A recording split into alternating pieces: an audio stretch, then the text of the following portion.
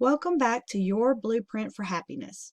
Today we'll talk about principle number 4. The way that you think about yourself and your life is only the foundation for building happiness. The next task is to build the body of the house. You do this by identifying your strengths and designing your life to use them often. Each of us has personal strengths, positive characteristics that come naturally to us. Research has shown we will be more likely to thrive in life if we identify our unique strengths and design our lives to use them. We will feel encouraged and energized. Here are some ideas for how you can discover what your personal strengths are. List the activities you love to do or that you excel at. What do these things tell you about your strengths? Interview people who appreciate you. Ask them what strengths they see in you. You may be surprised and delighted by the insights you uncover. Complete an online personality assessment that will help you understand the ways in which you work best. Some people work best in large groups, some in small. Some like creative tasks, while others prefer more practical ones. You can search online for personality tests like Kersey Temperament Sorter or the Myers-Briggs Type Indicator. You could also read a book that helps you identify your strengths. Check at your local library or bookstore. For example, you might choose to read Strength Finder 2.0 or Now Discover Your Strengths. Another way is to complete a VIA Survey of Character Strengths, abbreviated VISCS. You can find this online at www.authentichappiness.org. This assessment will help you identify your greatest strengths. If you're following along in the workbook, on page 8, you will also find a list of 24 character strengths taken from the VIA Survey of Character Strengths. Take a moment to fill out this survey. Mark how well each description describes you.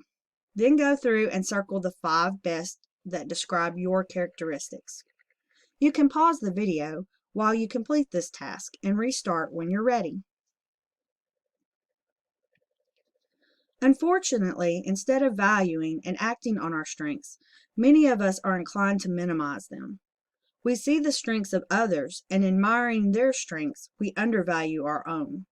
The truth is, everyone has different strengths and each strength is valuable. It makes no sense to expect fish to climb trees, eagles to jog, or squirrels to swim. That doesn't make them failures. Fish are great swimmers, eagles are amazing flyers, and squirrels are marvelous climbers. It is the same with humans.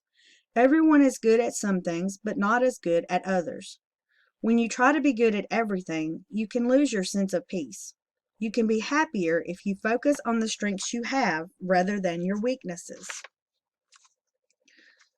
Just as physical exercise builds your muscle, acting on your strengths builds your well-being. Consider Elena's story. As a college student, Elena felt awe for one professor who seemed just perfect. She was knowledgeable, polite, kind, and helpful.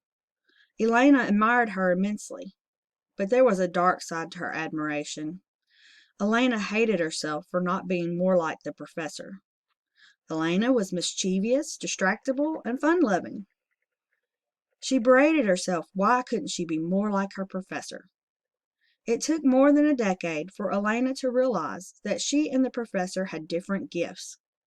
The professor was the picture of dignity, but Elena was enthusiastic. Rather than try to be like her professor, Elena learned to use her unique gifts to be a positive influence with her family, friends, and community. As Elena learned to value and use her unique gifts, her well-being and productivity increased. How many times have we felt the same way? Admiring someone else's gifts, not realizing the beauty and value of our own. Now let's consider how you can incorporate your strengths into your daily life. If you're following along in the handout, page 9 has 4 questions to help you use the strengths you identified. Feel free to pause the video between questions to record your thoughts and restart the video when you are ready. The first question is, have you ever taken on a challenging task you enjoyed so much that you lose track of time and became totally absorbed? This is what psychologists call flow, and it is an important way to use your strengths. If you can list several activities that have created flow in you, how will you design your life to create more flow? Question number 2. Most people run on autopilot. They go thoughtlessly through life doing what comes easily. In contrast, when you design your life to use your strengths, you live life more fully. Take a few moments for personal reflection. Close your eyes and imagine your idea of a perfect day. Not a vacation day, just a normal day. Where do you live? What kind of work do you do? With whom do you spend time? How will you change your life to match it more closely to that perfect day? Question number 3. How can you build on your strengths?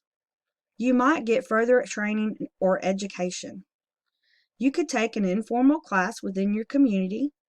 You might find someone to mentor you. What can you do to strengthen your unique characteristics? Question number 4.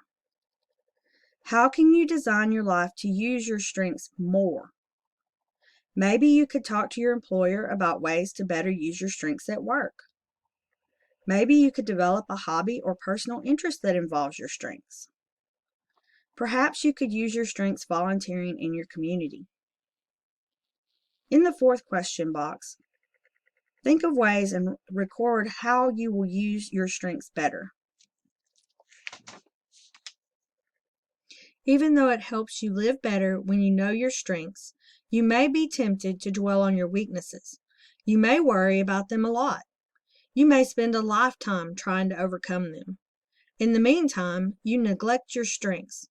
Psychologists say that people will never overcome all of their weaknesses, but your happiness and productivity depend more on knowing and using your strengths than on overcoming your weaknesses.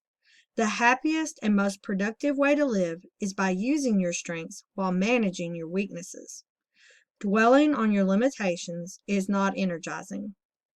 Now, that doesn't mean you should ignore your weaknesses. You need a plan for managing them. For example, if you struggle with budgeting, you could recruit a family member or friend to help you create a plan. You could also find resources online. You might plan a specific day of the month to pay your bills and review your finances. Think about what friends, family members, or resources do you have that can help you in areas where you are weak. You can record your thoughts on page 10 or a blank sheet of paper. We will stop here for today. Tomorrow will be the last in our 5-part series. We will focus on the 5th principle, choose to serve.